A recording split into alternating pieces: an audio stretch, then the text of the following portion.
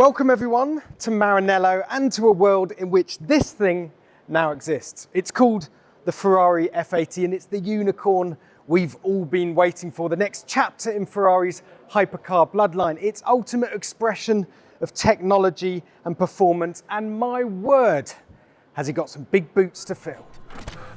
The F80's bloodline is the stuff of myth and legend. It stretches back 40 years to the 288 GTO, then the F40, F50, Enzo, and the LaFerrari that launched in 2013. Chances are most of us have one of these on our bedroom wall. There's been V8s and V12s, often directly linking to motorsport of that era, always an unhinged driving experience and a technology showcase of what's possible and what's to come in the series production cars. This time around we have F80, a name to celebrate Ferrari's 80th anniversary in 2027, and just like the double Le Mans winning 499P, it gets a four-wheel drive 800 volt V6 hybrid powertrain, albeit with number plates. Okay, so we don't have long with the F80 here today. In fact, I was only given the information about this car an hour ago and I've been up there cramming like I was doing my GCSEs.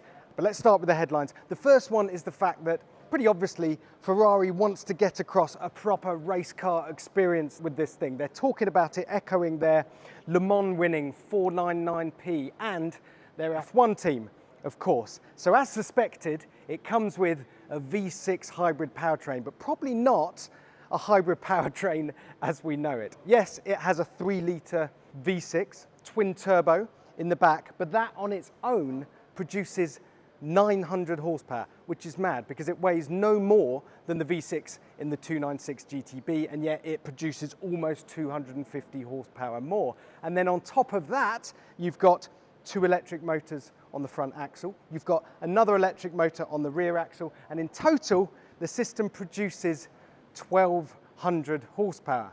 And that's not all, because you've also got E-turbos for the first time in a Ferrari. So those twin turbos on the V6 engine have an electric motor of their own to help them spool up super quickly, reduce lag completely, and just produce explosive throttle acceleration whenever you want it. Well, that's the idea at least. And at this point, I'm going to hand over to VoiceOver Jack to give you some performance figures.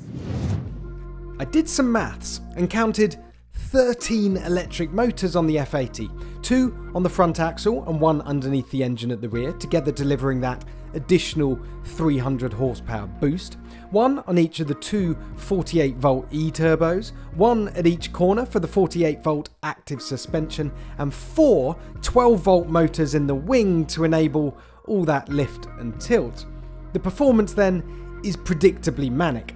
0 to 62 in 2.15 seconds, 0 to 124 in 5.75 seconds, and a top speed of 217 miles an hour. Faster on both counts then than the rear-wheel drive McLaren W1, but with an identical top speed. Oh, and it's also set a new road-legal Fiorano lap record of 1 minute 15.3 seconds, 2 seconds faster than an SF90XX Stradale, and 4.4 seconds quicker than a LaFerrari.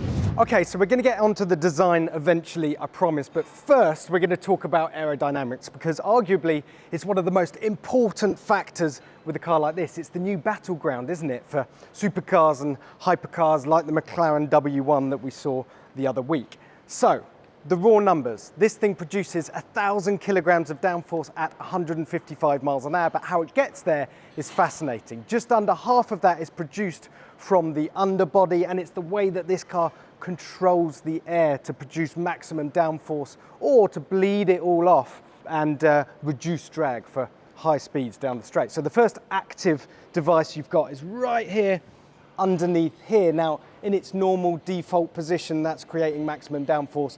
But if this fin pops out, then it stalls the air underneath there, and you lose the downforce at the front and you create less drag.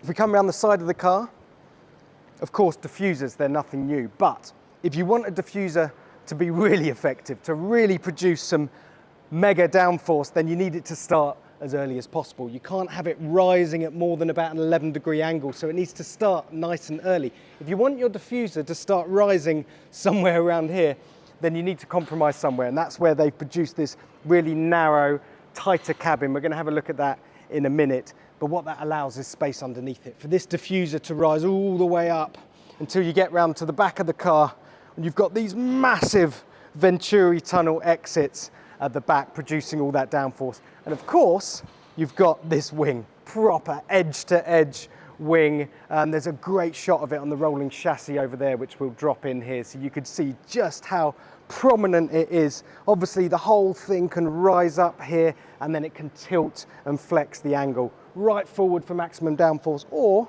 it can tip back, again, working with that front spoiler to bleed off the drag and make sure you're hitting those big speeds down the straight. But all this clever aero means nothing if it isn't predictable, if you can't keep the car at a constant height in relation to the ground. And that's where a very clever active suspension system comes in. So you have a 48-volt motor at each corner of the car, and that means not only do you not need anti-roll bars, it means it can stop the car diving and pitching and keeping it flat, but more importantly, it can keep it at the same height in relation to the tarmac, so the aero is predictable. It's always working at its most efficient. And when you've got something this fast with predictable downforce, the lap times are going to be quite spicy. The active suspension doesn't only mitigate squat, dive and roll while keeping a constant ride height, it's also a thing of beauty, with inboard springs, dampers, motors and actuators for the Multimatic system, all tightly packaged behind the stunning in-house 3D printed wishbones. The gearbox is an 8-speed DCT, brakes are Brembo's top shelf CCM R+ carbon ceramics, the wheels are the first 5-spoke carbon rims Ferrari has made, and the tyres are Pilot Sport Cup 2 or Pilot Sport Cup 2Rs. The carbon tub itself is asymmetric to enable the passenger seat to be a little further back, a requirement to keep it as narrow as possible and with your feet lifted so the aero can do its thing underneath. And the result is a tub that's 5% lighter than the LaFerrari with 50% more torsional rigidity. Okay, so we're going to talk about the design now, and bear with me because we're going to veer into a little bit of personal opinion on this. Personally, when I first walked in and I saw it, absolutely brutal. The angle you're at now is actually a good one because you get to enjoy just how low and wide and flat this car is. Look at that glass canopy in the middle, and then you've still got shoulders that run the full length of the car. Is it pretty? Is it pretty in a way that, I don't know, an F50 was? A LaFerrari, you could argue, had some elegance to it? Nah. This thing is brutal. It's all about bullying the air. It's all about lap times. It's all about kind of race-bred brutalism. Let's call it that. Round the front, probably the most distinctive bit is this Dodice Cilindri blacked out visor that incorporates the headlights. We actually had a go at doing some renderings of this car, and you'll see them on the cover of the most recent magazine, and we weren't far off. But we didn't go for the blacked out visor. We didn't think Ferrari would carry over that theme from the Dodice Cilindri, but they did. I have to say, I quite like that bit. You've also got this S-duct, a massive hole in the middle of the front of the car. What that does is suck the air up from under the front, creates an air of low pressure and helps with the downforce. Let's come down the side of the car, see what else we can find. Carbon fiber wheels, 20 at the front, 21s at the rear. Lots of carbon fiber. This intake is particularly interesting because you've got these sort of flying elements here, like they sort of peel back the bodywork and you can see the carbon underneath. Here is the intake for the engine. This is the cooling intake for the intercooler. There's a ram air effect, so when you're going quicker, you get an extra 5 horsepower, which is always nice. And then you get to the engine cover around here.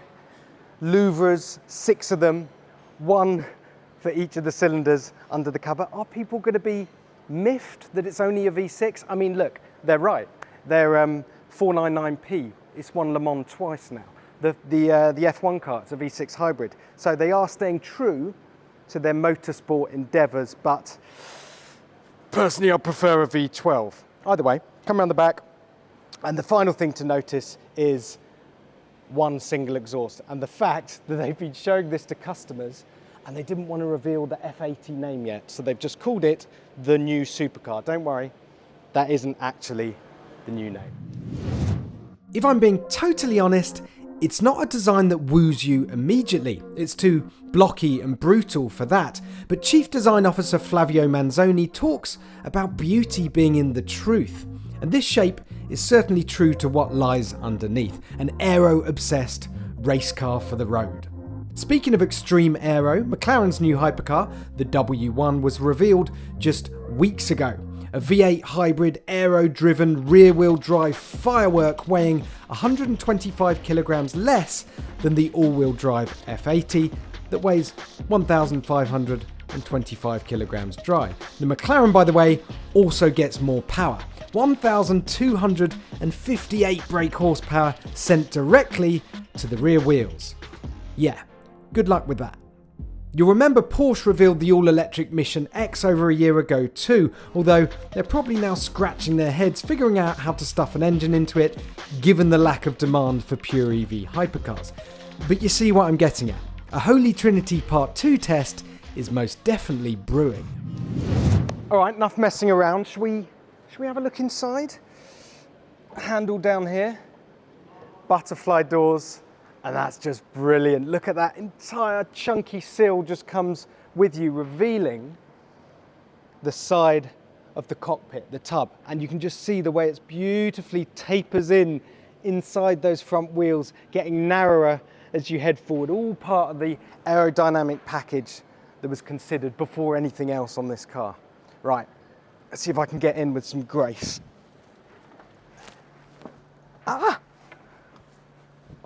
Easy, in fact, because all the sill's gone with it, so you've only got that much to cross. Okay, here we are then, inside the Ferrari F80. I've put the harness on because you never know when you're going to get another chance. And what can I tell you about this? Well, the first thing is that everything is angled towards the driver. It envelops the driver. It's a cockpit feel. Ferrari talk about it a lot in the bump that I was given an hour ago, that they wanted it to feel like you were driving a single seater. Well, if that were true, they should have put the steering wheel in the middle of the car, but they didn't. It's nothing new, this cockpit feel for supercars and hypercars. But what I particularly like is if you're the passenger in this car, you get zero adjustment for your seat, unlike the driver. This one's in bright red, and this is in black, as if to make it as invisible as possible. What you do get as a passenger is this screen in front of you, so you can see how fast we're going, what kind of revs we're doing. The engine, by the way, revs to 9,200 RPM. Or you can just look over my shoulder at the screen in front of me. What I'm looking at, though, is the steering wheel. It's a brand new steering wheel. Ferrari say they're going to use this in other future Ferrari models. And what I can tell you is it's squashed. Squashed at the top, squashed at the bottom. So you get this rather strange egg-shaped wheel, but the bit you're supposed to be holding here at the sides is nice and chunky, nice and grippy with Alcantara. And the big news is not these lovely carbon fiber paddles behind here, but the fact that they've brought back physical switches on the wheel. You'll notice in recent Ferraris they've gone purely touch sensitive and haptic feedback, and it's a bit bothersome, a bit hard to know what you're actually pressing. But here we've got physical switches, which is good when you've got all this performance underneath you. Let's talk about modes. So we've got the familiar Manettino switch here: wet, sport, race, CT off, which is the kind of interim traction control, hero mode I like to call it, or you can turn everything off if you're very brave indeed. And then in terms of the hybrid powertrain itself, you have three modes for that. Hybrid, which prioritizes efficiency. You've only got a small battery in this car, by the way, 2.7 kilowatt hours, I think. There is no E mode like you get in an SF90, so no driving away from your house in the morning, silently gliding away and keeping your neighbours happy. We've also got performance mode, so that dials everything up. That lets you really extract the performance on track, but keeps the battery topped up to around 70%. Or you can go into qualifying mode and unleash all the fury. To hell with the battery charge. Let's just go as quickly as we can go until it all runs out. The interior, they've gone for this quite sort of industrial style setup. bit like the Land Rover Defender, there's exposed bolts here on this kind of floating center console. There's loads of space behind it for you to wirelessly charge your phone. It's a solid engine cover, of course, so you've got a camera instead of a proper wing mirror, but we're kind of used to those now, and we've got proper wing mirrors out there, which is nice. The interesting thing about this car is Ferrari is talking about just how usable they want it to be on the road, and a big part of that is the active suspension system, so you can soften it right off, and it should be, they say, a good car to go road tripping in, to use every day. And I will say this, having recently driven the Aston Martin Valkyrie, which, to be fair, has a similar seating position with your heels somewhere above your bum, this doesn't feel nearly as extreme and cramped and compromised from in here. Whether it can go as fast as the Valkyrie and deliver the visceral thrills of the Valkyrie once we get out there, well, we're gonna have to wait and see. Oh, one thing I forgot to mention is the boost optimization mode. Drive around a track to show the computers where the corners and straights are, and it will store that information and automatically deliver an extra power boost in the sections of the circuit where it's most needed. And the price for all this cleverness? £3.1 million including tax. That's a cool £1 million more than the McLaren W1. Despite that, and the fact they're building 799 of them, 300 more than the LaFerrari hardtop, you guessed it, it's all sold out. And so we're left with some questions, aren't we? Is a V6 engine enough for a hypercar of this magnitude? Do people care about number of cylinders and cubic capacity when you've got this ridiculous amount of performance? How is this thing going to measure up to the McLaren W1, which has similar amount of power, similar levels of ground effect, downforce, and also, will this car be able to perform as well on track and be as comfortable and usable on road as Ferrari claims? Well, for all that, I don't have any answers yet. You're gonna have to tune back in for when we drive it.